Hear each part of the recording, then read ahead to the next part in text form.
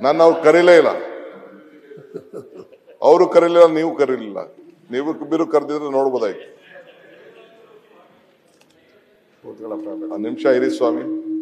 ಅಧ್ಯಕ್ಷರೇ, ಎಸ್.ಎಂ. ಕೃಷ್ಣರವರಿಗೂ ನನಗೂ ಸಂಬಂಧ ತಮಗೂ ಎಲ್ಲ ಗೊತ್ತಿದೆ, ಬೇರೆಯವ್ರಿಗೆಲ್ಲ ಗೊತ್ತಿದೆ.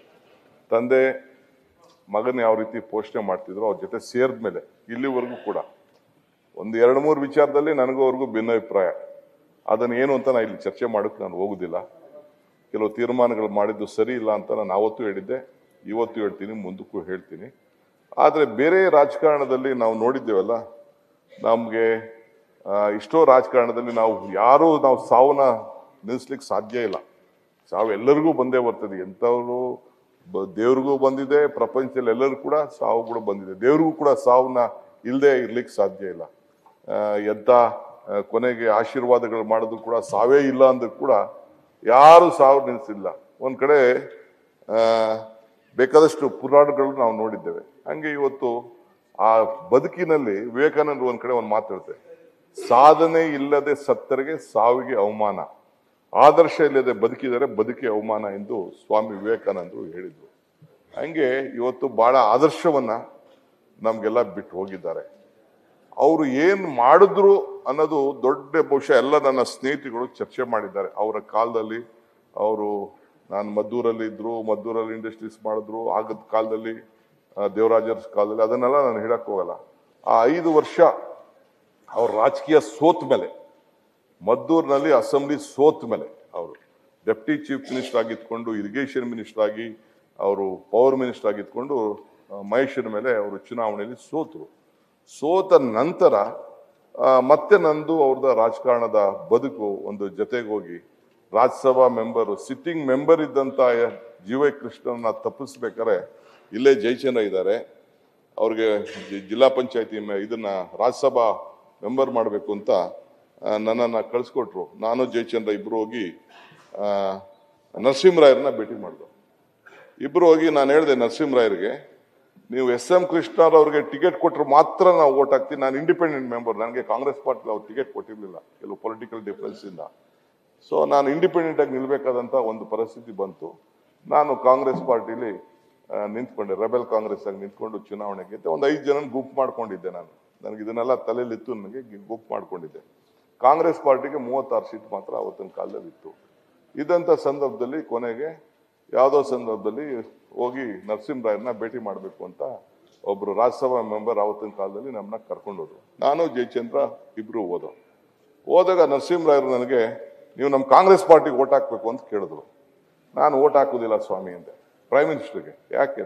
ನೀವು ಎಸ್.ಎಂ. ಕೃಷ್ಣ ಅವ್ರು ಕೊಟ್ಟರು ಮಾತ್ರ ನಾವು ಓಟ್ ಹಾಕ್ತೀವಿ, ಇಲ್ಲ ನಾವು ಓಟ್ ಹಾಕುದಿಲ್ಲ ಅಂತ ಹೇಳಿದೆ. ಹೆಂಗೆ ನಾನು ಸಿಟ್ಟಿಂಗ್ ಮಿನಿಸ್ಟರ್ ಇದ್ದಾರೆ ಜಿ.ವೈ. ಕೃಷ್ಣನು, ನಾನು ಹೆಂಗೆ ನಾನು ಇದು ತಪ್ಸಕ್ ಆಗ್ತದೆ ಅಂತ ಹೇಳಿದ್ರು. ನೀವೇನಾದ್ರು ಮಾಡ್ಕೊಳ್ಳಿ ಸ್ವಾಮಿ ಅಂತ ಅಂದೆ. ನಾನು ಇಂಗ್ಲೀಷಲ್ಲಿ ಮಾತಾಡ್ತಿದ್ದೆ. ನನ್ನ ಜೊತೆಯಲ್ಲಿ ಇದ್ದಂತ ಸಚ್ಚಿದಾನಂದ ಸ್ವಾಮೀಜಿ ಅವ್ರ MP ಅವರು, ಹಿಂಗೆ ಮಾತಾಡಕ್ ಹೋಗ್ಬೇಡ ಅಂತ ನಾನು ಕನ್ನಡದಲ್ಲಿ, ಅವ್ರಿಗೆ ಕನ್ನಡ ಗೊತ್ತಾಗ್ತಿತ್ತು. ಅವ್ರು ಹೇಳಿದ್ರು ಕನ್ನಡ ಇಲ್ಲ ಬಾಬು ಮಾತಾಡ್ಲಿ, ಯು ಸ್ಪೀಕ್ ಬಾಬು, ಇವ್ ಮಾತಾಡ್ಲಿ ಬಿಡು ಅಂತ ತೆಲುಗುಲಿ ಅವ್ರಿಗೆ ಹೇಳಿದ್ರು. ಅವ್ರು ಹೇಳಿದ ತಕ್ಷಣ ನಾನು ಹೇಳಿದೆ, ನೀವು ಕೊಟ್ರೆ ಕೃಷ್ಣ ಅವ್ರು ಕೊಟ್ರೆ ಓಟ್ ಹಾಕ್ತೀವಿ ನಾವು 5 ಜನ, ಇಲ್ಲ ಅಂದ್ರೆ ನಾವು ಓಟ್ ಹಾಕೋದಿಲ್ಲ ಅಂದ್ಬಿಟ್ಟು ಕೊನೆಗೆ ಬಂದು ಆಮೇಲೆ ಒಬ್ಬ ಸಿಟ್ಟಿಂಗ್ ಮಿನಿಸ್ಟರ್ ತಪ್ಪಿಸಿ ಕೊನೆಗೆ ಕೃಷ್ಣ ಅವ್ರು ಕೊಟ್ಟರು. ಅವ್ರು ರಾಜ್ಯಸಭಾ ಮೆಂಬರ್ ಆದ್ರು. ಅದಾದ್ಮೇಲೆ ಪಕ್ಷದ ಅಧ್ಯಕ್ಷರಾಗಿ ಕೆಲಸ ಮಾಡಿದ್ರು, ಆಯ್ಕೆ ಆಯ್ತು.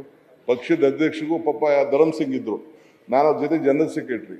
But SM. ಕೃಷ್ಣ ಅವ್ರ ಜೊತೆ ಉಳ್ಕೊಳ್ಳೇಬೇಕು ಅಂತ ನಾನು, ಜಯಚಂದ್ರ, CM ಲಿಂಗಪ್ಪ, ಶಿವಮೂರ್ತಿ, ನಫೀಸ್ ಫಜಲ್ 1 3 ತಿಂಗಳು ಕ್ಯಾಂಪ್ ಹಾಕಿ ಸೋನಿಯಾ ಗಾಂಧಿ ಅವರಿಗೆ ಕನ್ವಿನ್ಸ್ ಮಾಡಿ ಪಕ್ಷದ ಅಧ್ಯಕ್ಷ. ಒಂದು ದೊಡ್ಡ ಘಟನೆ ಇವತ್ತು ನಾನು ಹೇಳಲೇಬೇಕಾಗ್ತದೆ. ಅಧ್ಯಕ್ಷರಾದ್ರು, ಕೊನೆಗೆ ಪಾಂಚಜನ್ಯ ಮಾಡ್ದ. ಪಾಂಚಜನ್ಯ ಮುಗಿದ್ಮೇಲೆ ನಮ್ಮ ಸರ್ಕಾರನೂ ಬಂತು, ಎಲ್ಲ ಆಯ್ತು. ಅದಾದ್ಮೇಲೆ ಮಂತ್ರಿಮಂಡಲ ಮಾಡಬೇಕಾಯ್ತು. ಮಂತ್ರಿಮಂಡಲ ನಡೀತು. ಮಂತ್ರಿಮಂಡಲ ನಡೆದ ತಕ್ಷಣ ಕೊನೆಗೆ ನಾನೇ ಎಲ್ಲರಿಗೂ ಯಾರು ಮಂತ್ರಿ ಮಾಡಬೇಕು ಅಂತ ನಾನು ಬರ್ದಿದ್ದೀನಿ ಅಂತ ಲಿಸ್ಟಲ್ಲಿ ನಾನು ಅವ್ರು ಕೂತ್ಕೊಂಡೆ ಮಂತ್ರಿಮಂಡಲನ ಬರ್ದಿದ್ದೀವಿ. ಎತ್ಕೊಂಡೋಗಿ ಪ್ರೆಸೆಂಟೇಷನ್ ಮಾಡಿದ್ರು ಗೌರ್ಮೆಂಟ್ ಇದಕ್ಕೆ, ಹೈಕಮಾಂಡ್ಗೆ ಮಾಡಿದ್ರೆ ಕೊನೆಗೆ ಫೈನಲ್ ಲಿಸ್ಟ್ ಈಚೆ ಬಂದು ಗವರ್ನರ್ಗೆ ಹೋದಾಗ ನಾನು ಇಲ್ಲ, ಜಯಚಂದ್ರನು ಇಲ್ಲ, ಇಬ್ರು ಇಲ್ಲ. ಬರೀ 9 ಜನ ಮಂತ್ರಿ SM ಕೃಷ್ಣ ಹೋಗ್ಬಿಟ್ಟರು. ಆಮೇಲೆ ಒಳ್ಳೆ ಕಥೆ ಆಯ್ತಲ್ಲ ಅಂತ ಅಂದ್ಬಿಟ್ಟು ಕೊನೆಗೆ ಏನಾಯ್ತು ಅಂತ ಅಂದ್ಬಿಟ್ಟು ಕೊನೆಗೆ ನಾವಿಬ್ರು ಇದ್ರಲ್ಲಿದ್ದೆ. ಮಂತ್ರಿ ಬರ್ದವ್ರು ನಾನು, ಪೋರ್ಟ್ಫೋಲಿಯೋ ಯಾವ ಕೊಡ್ಬೇಕು ಅಂತ ಬರ್ದವ್ರು ನಾನು, ಟೈಪ್ ಮಾಡಿಸೋರು ನಾನು.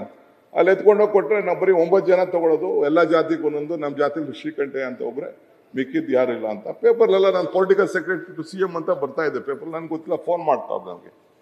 ಆಮೇಲೆ ಒಬ್ಬ ಅಸ್ಟ್ರಾಲಜರ್ ಫೋನ್ ಮಾಡಿದೆ, ಗುರುಗಳೇ ದ್ವಾರಕನಾಥ್ ಅಂತ ಒಬ್ಬ ಇದ್ದಾರೆ, ಅವ್ರಿಗೆ ಫೋನ್ ಮಾಡಿದೆ. ಅವರು ಲೆಕ್ಕ ಹಾಕ್ಬಿಟ್ಟು ಒದ್ದು ಕಿತ್ಕೋಬೇಕು ಅಂದ್ರು, ನಿನ್ಗೆ ಅಧಿಕಾರ ಬೇಕಾದ್ರೆ ಒದ್ದು ತಗೋಬೇಕು ಅಂತ. ಏನ್ ಮಾಡೋದು ಅಂತ ಅಂದ್ಬಿಟ್ಟು ಕೊನೆಗೆ ಜಯಚಂದ್ರ ಇದ್ದ ಒಬ್ಬ PA ನನಗೆ ಫೋನ್ ಮಾಡಿದೆ. ಇವತ್ತು ಆ PA ಇಟ್ಕೊಂಡಿದ್ದೀನಿ, ಅವ್ರ ಹತ್ರ ಇದ್ದೋ ನನ್ನ ಹತ್ರ ಸೇರಿಸ್ಕೊಂಡಿದ್ದೆ. ನಾನು ಒಬ್ಬ PA, ಶ್ರೀಧರ್ ಅಲ್ಲ, ಬೇರೆ ಒಬ್ಬ PA ಇರ್ತಿದ್ರು, PS ಇಟ್ಕೊಂಡಿದ್ದೀನಿ. ಸೊ ನಾನು ಜಯಚಂದ್ರ ಇಬ್ರು ಓದೋ ಬಾಕ್ಲು ಒದ್ದಿದ್ದೆ ನಾನು. ಇವನು ಜಯಚಂದ್ರ ಗಡಗಡ ಅಂತ ನಡುಕ್ತಾ ಇದ್ದಾರೆ, ಇಲ್ಲೇ ಕೂತಿದ್ದಾರೆ, ಗಡಗಡ ಅಂತ ನಡುಕ್ತಾ ಇದ್ದಾರೆ. ಮಲಗಿದ್ದವ್ರು ಎದ್ದು ಬಂದ್ರು, ಸಾಹೇಬ್ರೆ ನಾವು ಯಾವನು ಇಲ್ಲದೆ ಹೋದಾಗ ನಿಮ್ಮ ಜೊತೆ ಇದ್ದೀವಿ, ರಾಜ್ಯಸಭಾ ಮೆಂಬರ್ ಮಾಡಿದ್ದೀವಿ, ನಮ್ದು ಋಣ ಇದೆ, ನಿಮ್ಮ ಅನುಭವ ಇದೆ, ಋಣ ಇದೆ. ನಿಮ್ಮನ್ನ PCC ಪ್ರೆಸಿಡೆಂಟ್ ಮಾಡಿದ್ದೀವಿ, ನಿಮ್ಮನ್ನ ಚೀಫ್ ಮಿನಿಸ್ಟರ್ ಮಾಡಿದ್ದೀವಿ. Without me there is no government ಅಂದೆ. ಏ Jayachandra, do you agree with me word? You can't take swear without me. If you want to take swear only with me.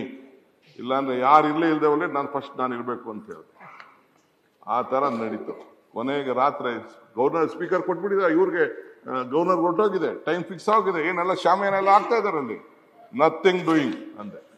Without me you can't run a government ಅಂತ ಹೇಳಿದೆ. ಏನ್ ಹಿಂಗೆ ರುದ್ರಾವತಾರ ಆಡ್ತಾ ಇದೆ? ರುದ್ರಾವತಾರ ಅಲ್ಲ ಸ್ವಾಮಿ, ಜನ ನನ್ನ ಬಗ್ಗೆ ಏನ್ ಮಾತಾಡ್ತಾ ಇದ್ದ ಗೊತ್ತು, ಅದೆಲ್ಲ ಸಾಧ್ಯ ಇಲ್ಲ ಅಂತ ಹೇಳಿದೆ.